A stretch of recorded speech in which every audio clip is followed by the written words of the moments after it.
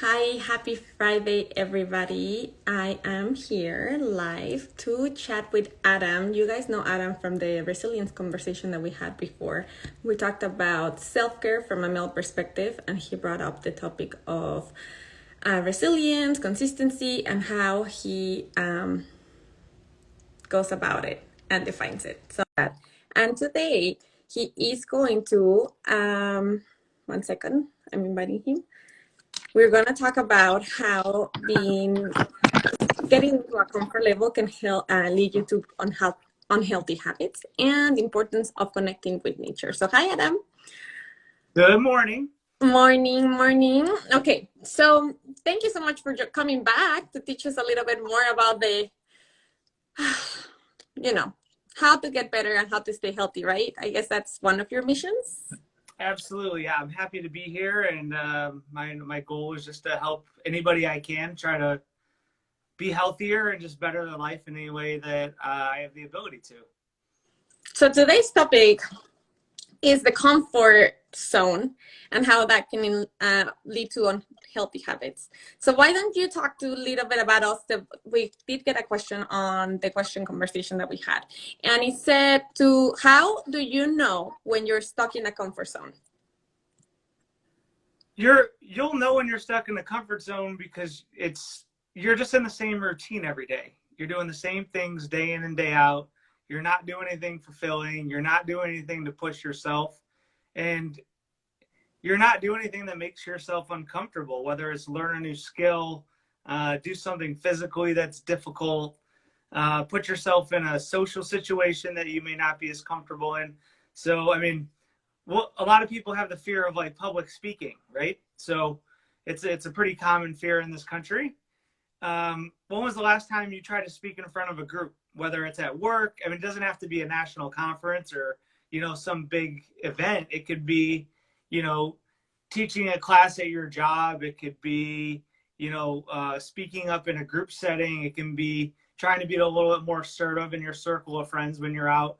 It can manifest itself in a lot of different ways, but just kind of pushing those boundaries and making sure that, you're not staying where you're comfortable. And if you're not questioning what you're doing and you're not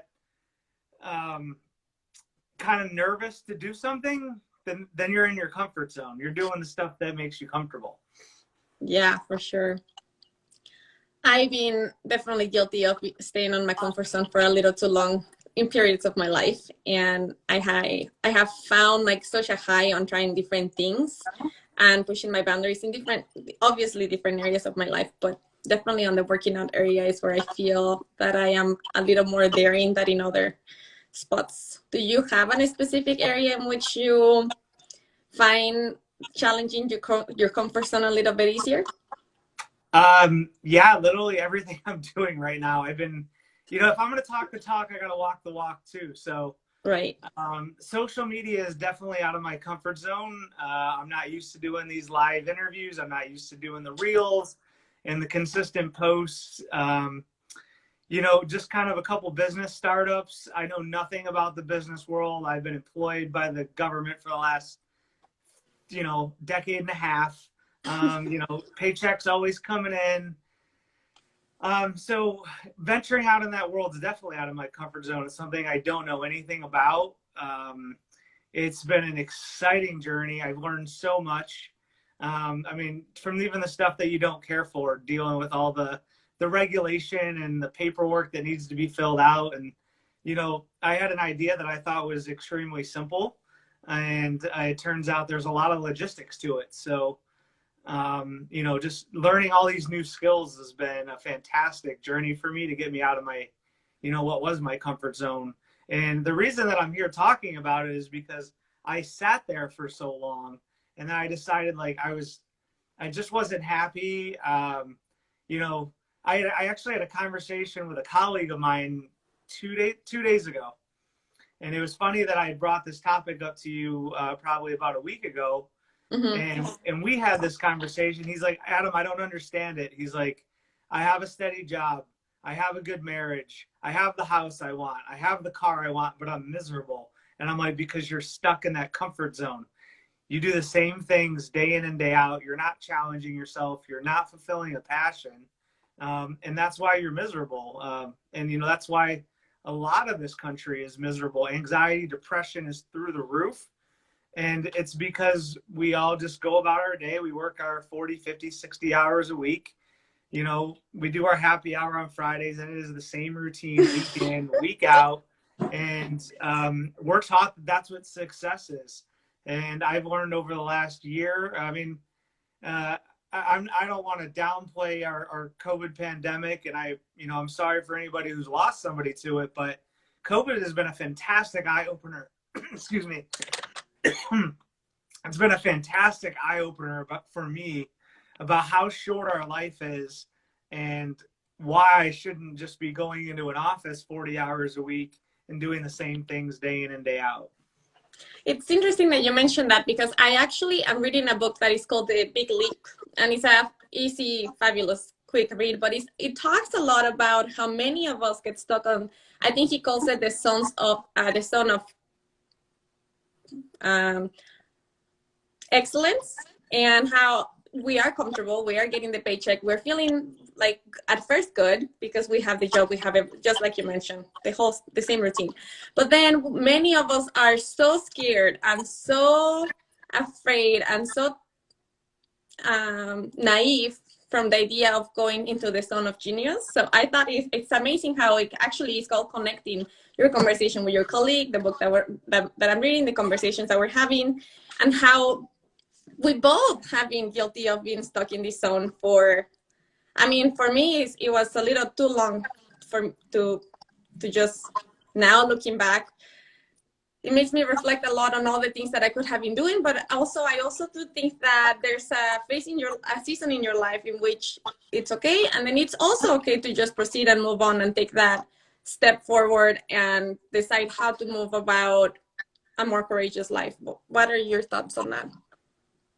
Yeah, and I'll give you just a little reflection that I had probably about a year ago. So when I moved to Arizona from Cleveland, I had just gotten out of the military, and I moved here with literally nothing. Like I feel like I'm one of those stories that, and phone fell down. I don't want to be that cliche story, but like I had no job when I moved to Arizona. I had $300 in my pocket, a bag of clothes, and my dog. And the first 5 or 6 years that I was here was probably some of the best years of my life, because it was a constant journey of how do I improve? Like, how do I go from having literally nothing to then, owning more than one home and having a nice car and having a stable job and setting up a retirement account. And then I started to get comfortable again. And the last couple of years were just all right, well, what do I do now? And I'm like, I just couldn't see myself doing this for the next 10, 20 years. So I made a conscious decision that I needed to start challenging myself again in more ways than one. And I watched this. It was a short YouTube video, and it was about financial success. But the meaning behind the topic kind of really stuck with me. He said the paycheck is the worst thing you could ever receive, because the paycheck is yours. I'm gonna have to hold this thing. Let's see if that helps. So the paycheck is the worst thing you could ever receive, because it is your ticket to financial slavery. You're never going to do anything to chase your dreams. You're not going to, most people aren't going to do anything to chase their passions and make that leap like they're talking about in the book you're reading, because they don't want to give up their comfort. They've gotten the golden handcuffs. Now they have a mortgage payment. Now you probably have kids to provide for. You have, a car payment, student loans, all the bills that we accrue over time. And I was starting to realize I'm trying to advance my salary so I can have more stuff. Well, stuff isn't the things that's going to make me happy. Having a fulfilling life, challenging myself, doing new things, having adventures is what's going to make me happy. And I had to kind of get out of that. I got to get out of that mindset of, you know what, just get that paycheck every 2 weeks. Because I hear it from the vast majority of my colleagues. I get a paycheck every 2 weeks. I get a paycheck every 2 weeks. I'm like, that's awesome, but what are you doing with your life? Are you happy? Because if you're happy, stay where you're at. Like, if you're legitimately happy and you're not lying to yourself, continue doing what you're doing. Right. But if there's anything in you that says, I'm not happy with the way life is going right now, you need to start pushing those comfort zones. Mm-hmm. We need to start getting out of our normal everyday routine and doing things we don't like. And it doesn't have to be a drastic change. You don't have to sell your house and, backpack across Europe. But it's small incremental changes. Because if you start over here and you're slowly just moving that line, next thing you know, you're way over here. Right. So why would it be one starting point for somebody that is stuck on the 9 to 5, 2 paychecks a week, and the same vacations or the same routine, even the same like camping spots, or how, I don't know, one small step that you would recommend to just push yourself out of your comfort zone today, if you were maybe even curious about it? You might not even feel ready, because I don't know that you're ever ready. Kind of like entrepreneurship, right? You're never really ready for it. But you're right. You're never really going to be ready. My advice to anybody who wants to push their comfort zone is figure out what scares you and go in that direction. So maybe you're afraid of heights. And now I'm not saying maybe your first thing is to go skydiving. Maybe it's to jump off the high. But it's so worth it. I love skydiving. I agree. Skydiving is so much fun. But when you're pushing your comfort zones, you don't want to go so far that you're going to want to make it a detrimental journey to yourself. Right. We want to push the comfort zone just a little bit each time, and just to keep moving that needle. Right. So we also talked a little bit about how the importance of getting outdoors, the nature connection, and why is that so? I found it a little interesting that you wanted to talk about both of them combined. Is this something that is connected for you, or are just those two topics important in general, but in separate? A little bit of both. So okay. The nature, we are designed as human beings to be connected with nature. Being outside, like the sunlight's good for us. The forest is good for us. Why do you think everybody wants to live near the beach? Like that, why is that a vacation spot? It's outside, it's nature, it's beauty, it's what we're, as human beings, we're designed to be attracted to. Mm-hmm. Well, with the rise of cities, all over the world, like we're getting further and further and further away from nature, and it's making us more unhealthy. Nature's for us, like if you go through a walk through the woods or a walk on the beach or, a hike on South Mountain for those in Arizona, or Camelback, whichever mountain you choose, you can't ever tell me when you're done with that hike that you felt bad. You're always like on top of the world. Like you feel like you're on cloud 9. Part of it is because you challenged yourself. Mm-hmm. So it gets back to being uncomfortable. The other part is that you were outside. You're getting the sunlight. You're getting the vitamin D. Which is essential for us. Like it's an essential vitamin for human beings. So and nature's, it's been shown to do a lot of things, like regulate blood pressure, regulate sugar levels. It's actually shown to be anti-cancerous. It's shown to speed up recovery after surgery. It's shown to do so many things, and it has such an amazing healing property that we don't ever think of it as something that like we need to do.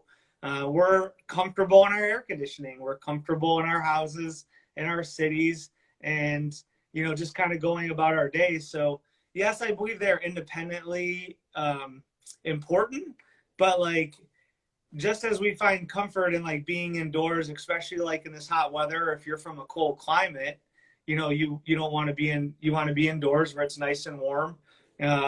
We're very comfortable. We need to get out of that comfort zone, get outside, and enjoy a little bit of nature.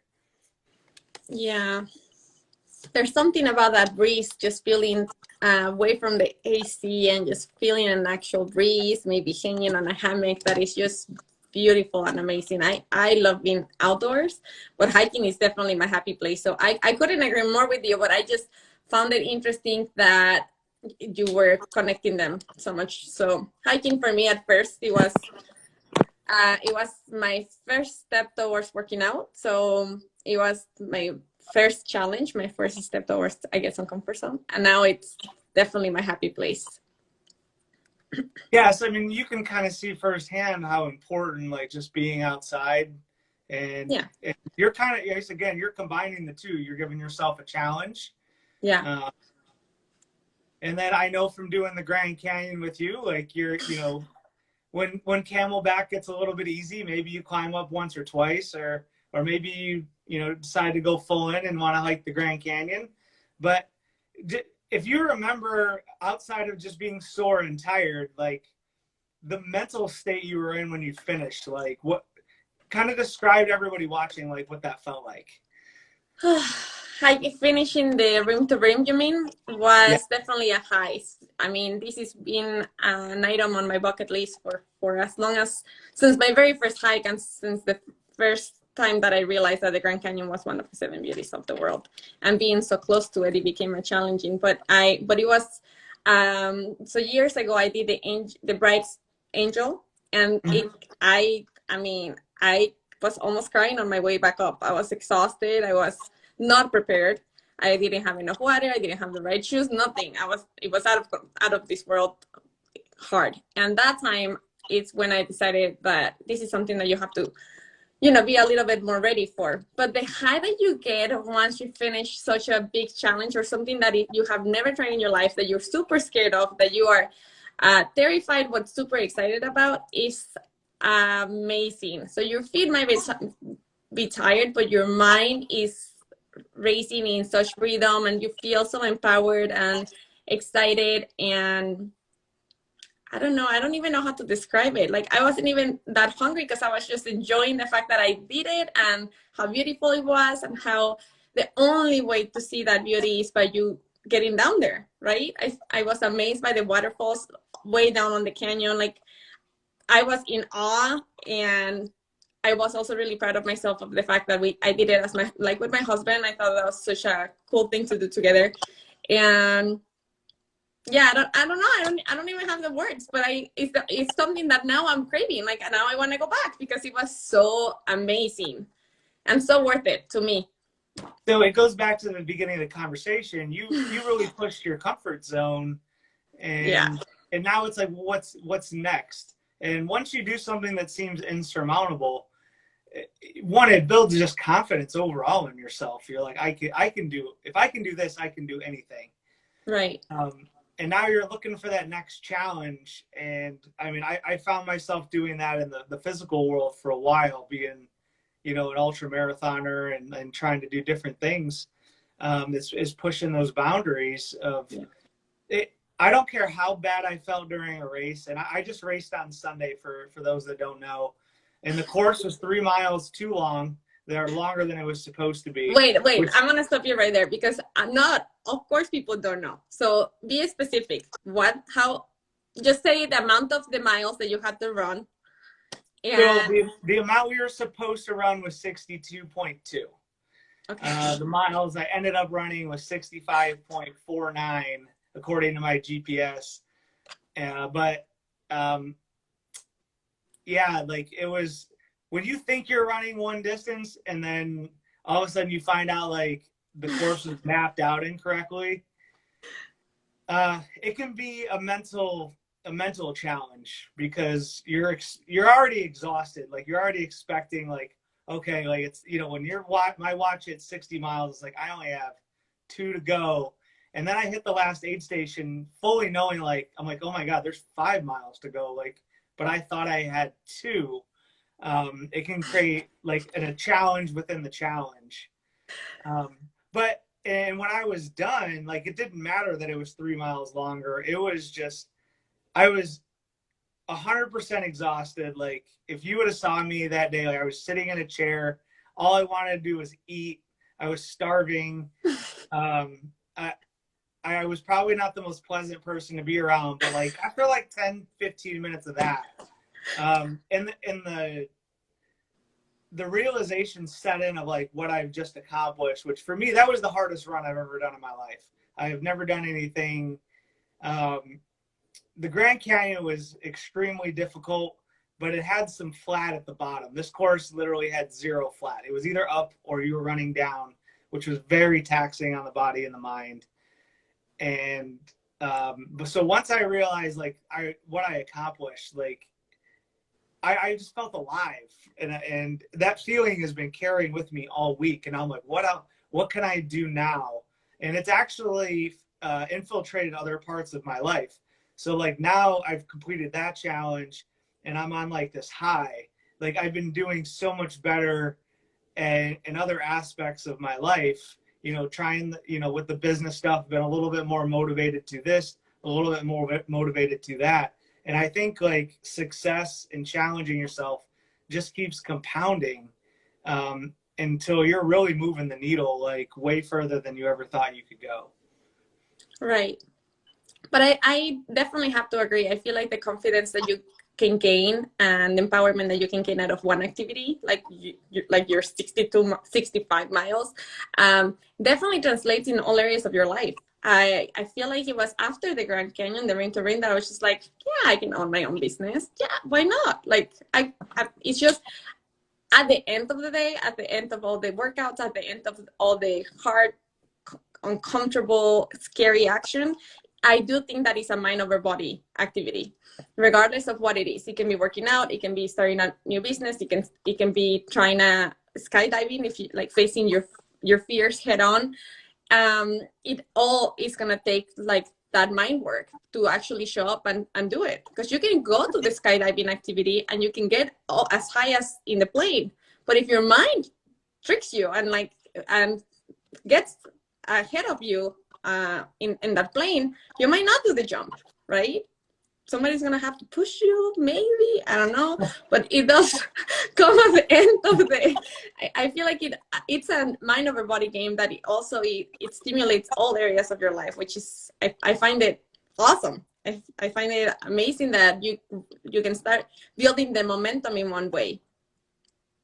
Yeah, absolutely. And I want that momentum to carry me to the end of my life, where like I look back and I don't want to be like, all I did was work a 9 to 5 and I got this, you know, half-assed retirement and I didn't do anything with my life. I want to look back and be like, I did all these amazing things and, you know, my life was very fulfilling. Like the last thing I want on my deathbed is regret.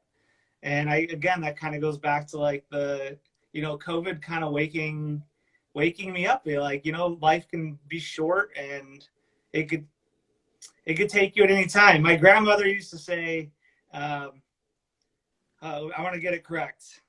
If it's my time to go, there's nothing you can do to save me. If it's not my time, there's nothing you can do to kill me. So I've kind of like, you know, been trying to use that a little bit more of just living my life to its fullest and not trying to be scared of like the outcome and what might happen, and knowing like you know, once it is my time, I can look back and be like, I did everything to its best and everything to its fullest and just enjoyed my life. Absolutely.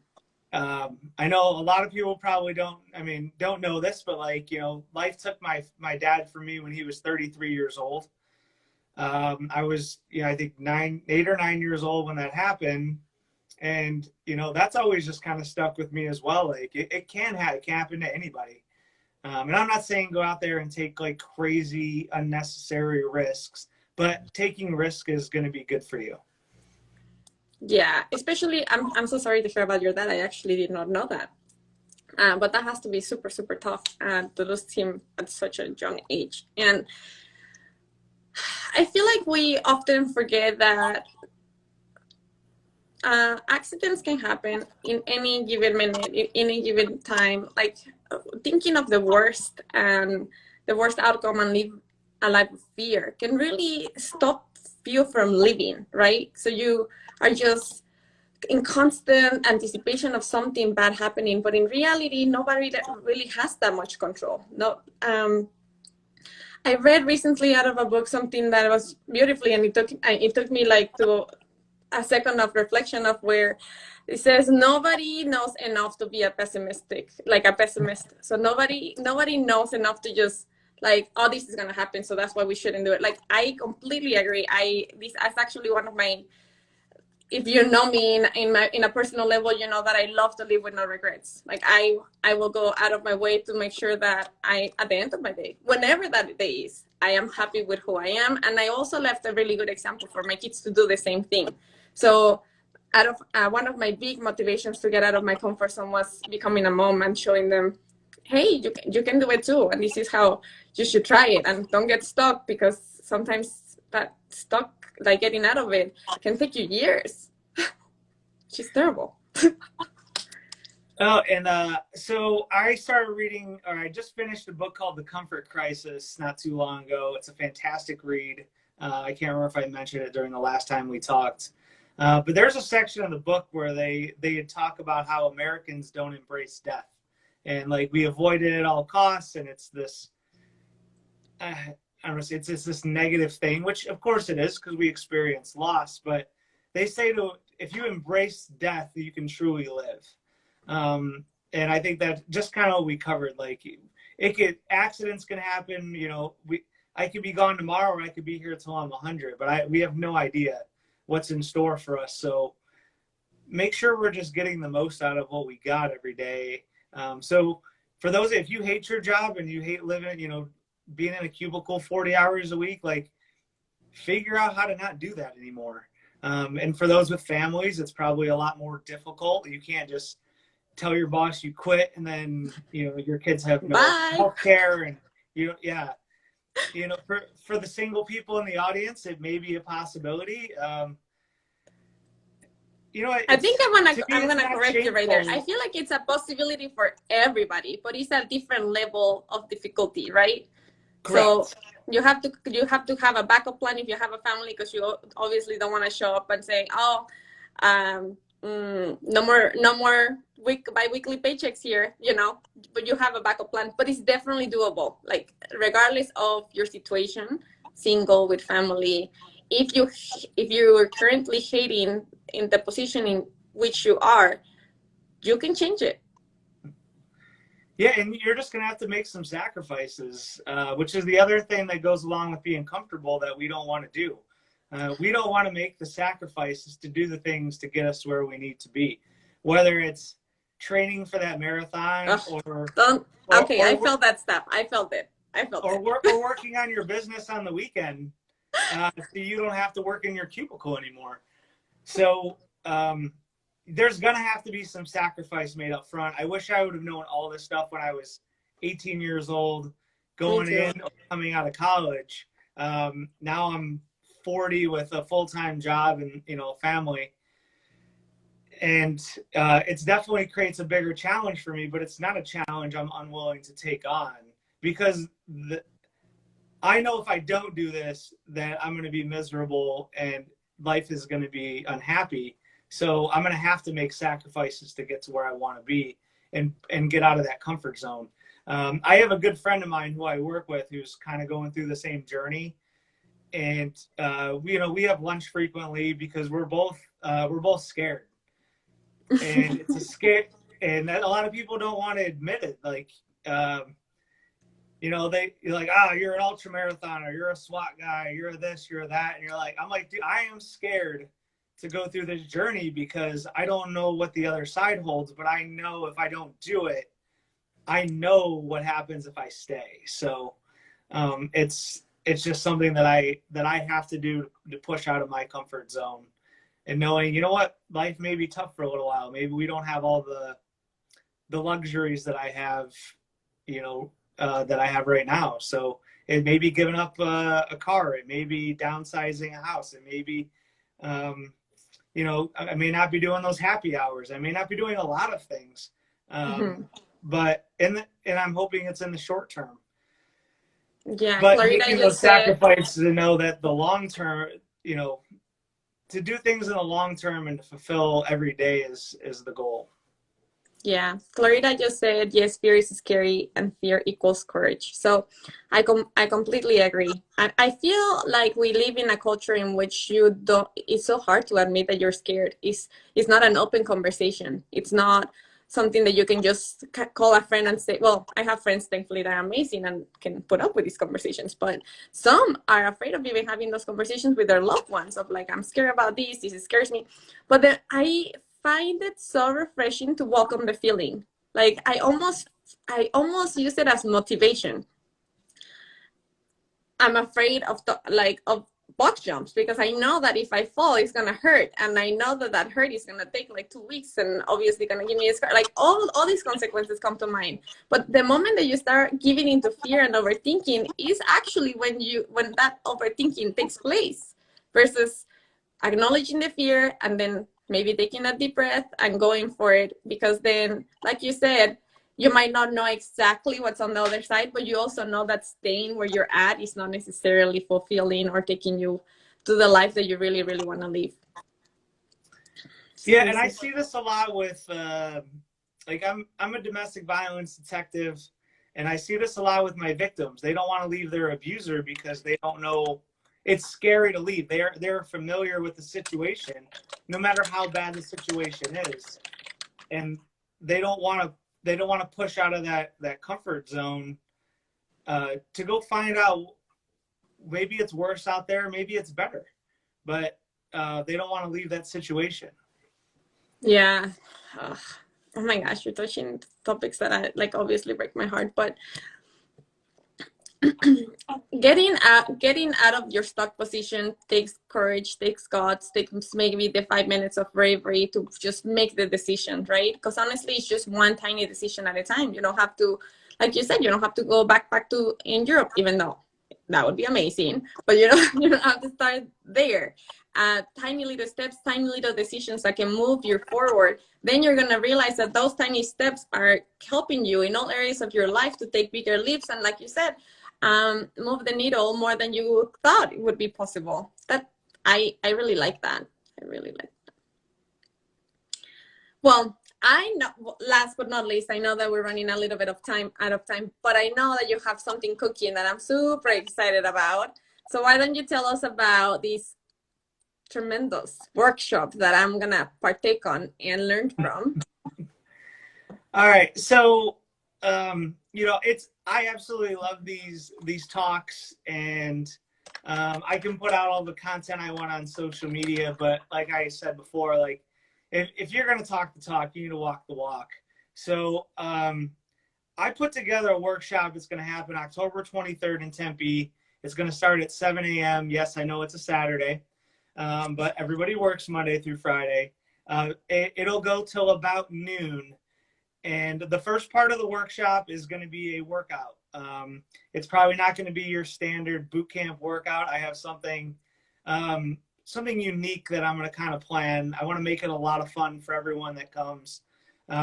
The idea for me behind working out is I think there's a couple thought process.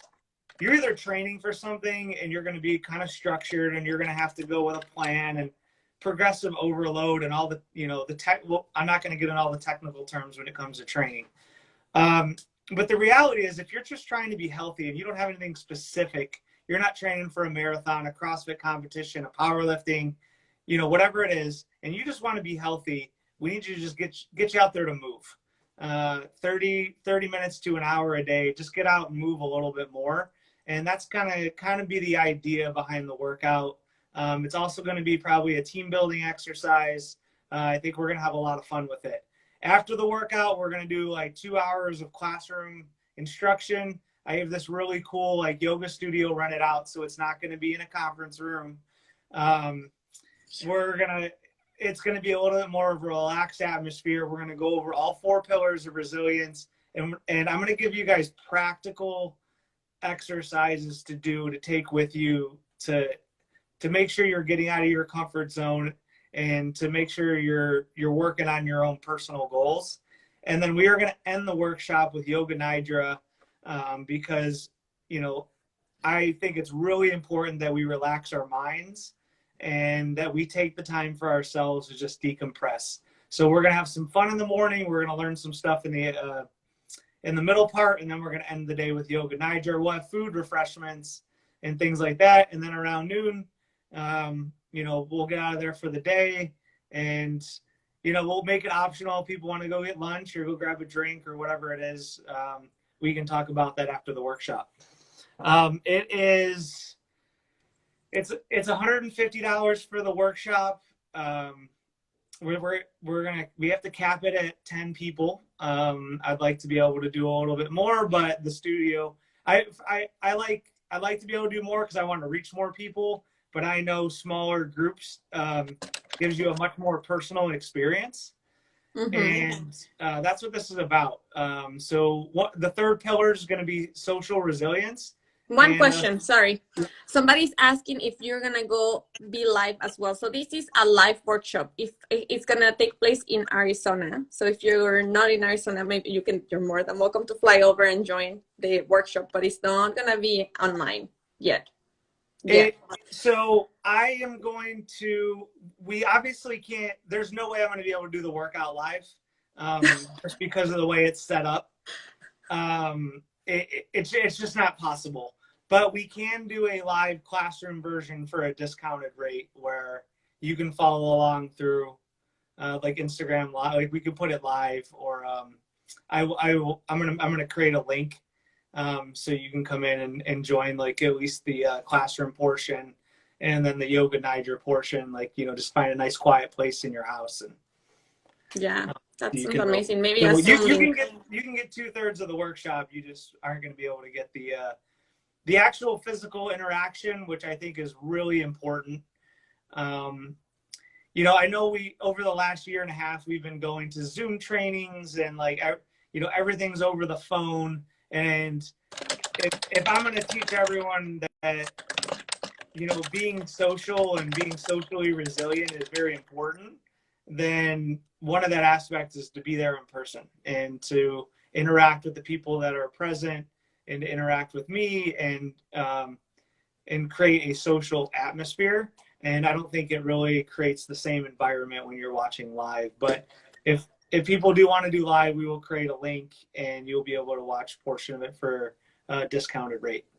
It does go back to the fact that we are trying to get, you are amazing at putting people out of their comfort zone. So this workshop, if you're an introvert, if this is something that you have been thinking about, but you are, scared of having to deal with people again after COVID, this is a great way to get out of your comfort zone and learn a thing or two or four, because there's 4 pillars. And that's one of the third reason for the smaller class size is COVID guidelines. Because I want to push people out of their comfort zone, but I don't want people to be, I still want them to feel comfortable with the workshop. Yeah, and safe. Absolutely. Well, I'm so excited. I know, remind me the date again, October 23rd in Tempe. Tempe, 7 a.m. Set your alarms. 7 a.m. The workout will be outside because we want to connect with nature. We're going to do it at Kiwanis Park. So we'll meet there, the parking lot right off Baseline Road. And then I'll post the address later on, and then it'll be nearby. It's only like a couple miles from there. So we got a nice yoga studio. So I'm excited. I'm excited to see. DM me at Soulful Training. I said my name's listed up here in the. I'll put all the information. If you want to know more information about it, I think I met the price tag. I think is $150. If that's going to be an issue, DM me. We'll talk about it. We can figure out some things. And again, I'd like to see if I get enough interest where there's more than 10 people, we'll create another workshop. The idea is to just keep this going and to reach as many people as possible. I love it. Well, I think this is also a really good point to stop at. So I will make sure that when I close this in the comments, I'm going to tag Adam and Soulful Training. And if you want to reach out to him directly, I got a pretty good preview of what's going down on the workshop, and I think it's definitely totally worth it. Plus, you get snacks, so that's always a plus. Um, Super excited! Thank you so much, Adam, for joining us and talking and sharing your light yet again on comfort zone and the beauty and importance of nature connection. And can't wait until the next time. All right, we'll talk soon. Okay, bye. Bye.